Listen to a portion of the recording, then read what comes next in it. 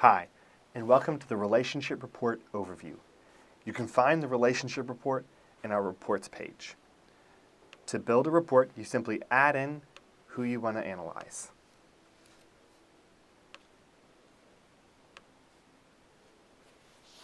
The Relationship Report is basically an instruction manual for how two people get along.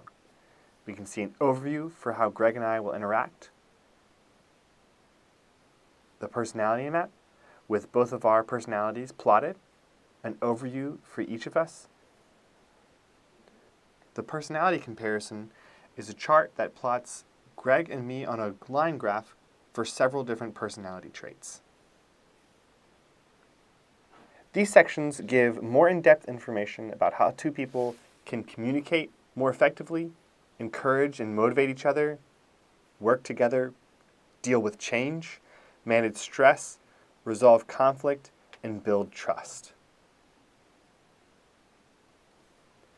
That is the relationship report. If you're having difficulty interacting with someone, or you have an important relationship that you want to make sure you have really effective communication in, running a relationship report is a great way to understand how to improve your interactions with someone, create a really effective communication, as well as accelerate relationships.